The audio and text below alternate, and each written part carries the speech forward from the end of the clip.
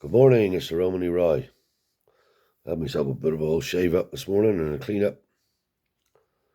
I want to tell a little bit of a story today about a dear friend of mine. She's come to see me about 10 days ago. She's been a friend of my family for 55 years. And she's been through some troubles, some shit, different things. And she's looking well, and it was lovely to see her. Her name is Beverly Rickard. I think that's her name, Rickard. Anyway, my father had a couple of partners, as I told you before, in the early years. And one of them was a chap called Mickey Burrows. And Mickey married Beverly. Now, the Burrows family were a big part of Carharrack social life when it came to the football, the pub, chip shop, all of that. That little village years ago was based around everything sports. As Mickey, his brother Trevor, my father, Tommy Ware, Philip Grant, Terry Chanel, Willie Webster, all they people, Billy Chowan, all they people, and a lot more were responsible for the rise in that village. And they did a lot. Raised money for the club on fair days and carnivals and all sorts of stuff. Anyway, Beverly didn't know this story, but I did tell it to her, but I'll tell you. Now, Mickey Burrows was a bit of a jack the lad, old Mickey. But one thing about Mickey, he idolised my mother. He really and truly idolised every hair on her head. I think Mickey lost his own mother, and my mother gave him a lot of comfort, talked to him for hours.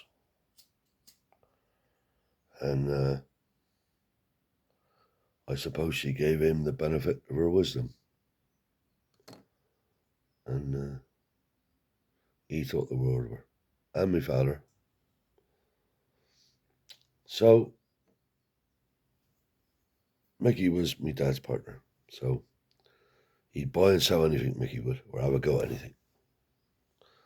So, my father had a black and white mare up in the field up the road. We owned the field, but the field was full of gorse bushes, bracken and stones and crap.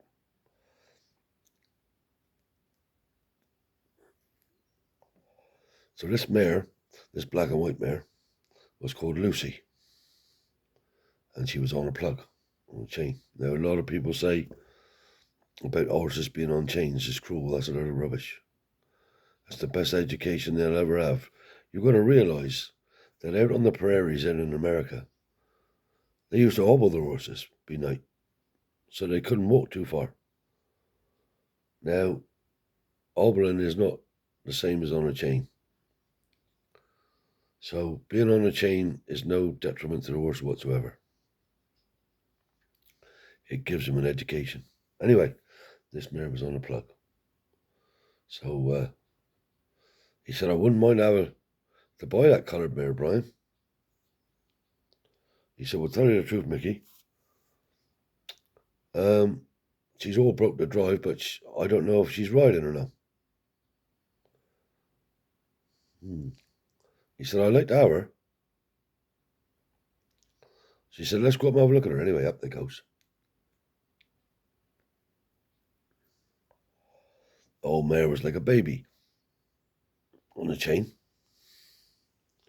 but a little bit sharp, I'd say, in the shafts. You didn't have to click she on. So another thing a lot of people did back then, they broke them with blinkers on. So when they come to ride them, they wouldn't the same. So I do it the other way around now myself. I break them in an open bridle and then I put the blinkers on.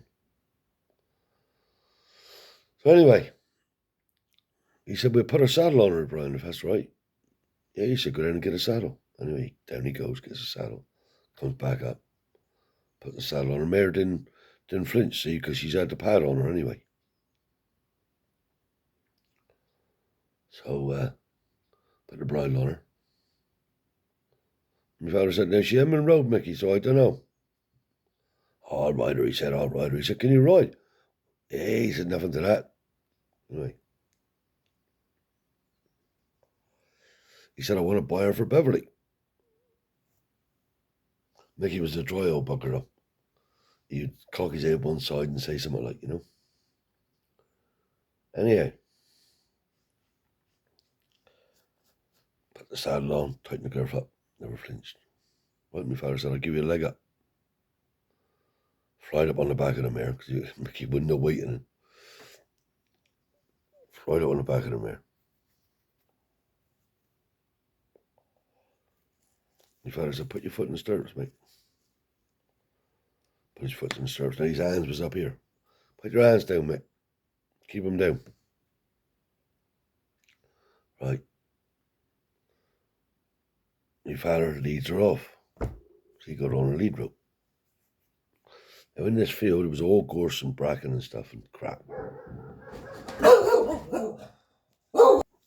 All they fields was all mine waste and stuff like that. That's a dog barking at somebody. Anyway, leading her around. He said, I think I can manage this on my own now, Brian. My father said, you sure, Mickey? Yeah. Anyway, my father unclipped the lead rope. And the mare was lazily walking along. Then she stopped. So he said, what do I do now? He said, my father said to him, just tap her on the back. Tap her. Hold the reins in one hand, just tap her gently. Didn't move. Right, he said, what do I do now, Brian? He said, right, Mickey, what you need to do now is gently give her a little kick in the side. He said, what do you mean, kick her in the side? I said, no. He said, no, just with your heel, just give her a little nudge. Kicked her too hard, didn't he? She went straight up in the air. She took off. He'd been a fall off. He'd been a fall off, and the mare dragging right through the gut bushes. And the ferns and the stones.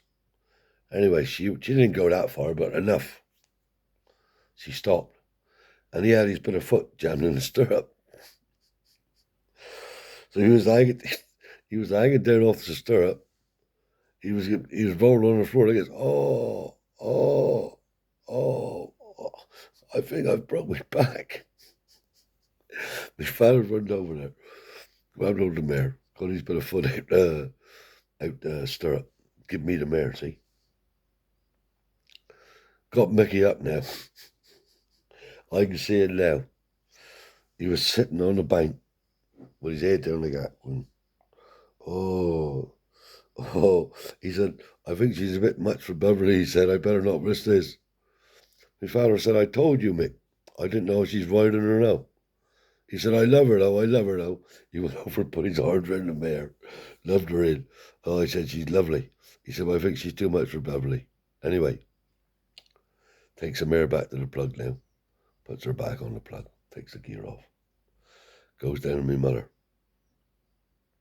Now Mickey is cut and bleeding in different places all over. I don't know how Beverly didn't know about this because he was cut to pieces. Anyway, gets down there now. And he's like this, vibrating, see? Father said, are you all right, mate? Well, I don't know, Brian. My mother said, what you done to him? What have you fucking done to he? She said. He said, I fought off the horse, Harriet. Oh, she said, all right. And he gets a bowl of water. His bit of togs was all ripped up. His trousers, his t-shirt, his bit of back, his elbow, his collarbone here. So my mother washes an old down, see, and gives him a hot sugary cup of tea. Within like half hour, he was right again, but not all right as he was sore as a bull. And that's the story of Lucy. But I don't know how Beverly don't remember that one. But if you're listening, Beverly, that is the truth. That's what happened. Poor old Mick never ever told you about that, I suppose. Oh, I never forget it. He was some man. He was going to ride on his own, but he never rode a horse in his life. He never rode a horse in his life. His hands was up here with the reins. He should have been down there. His bit of feet was in the stirrup right up to his heel. Oh, dear old Mickey. I love those boys, though. That's the truth. So that's it from the Romany Ride for this morning. A little bit of a funny old tale. And good luck and be lucky and stay safe. Over and out.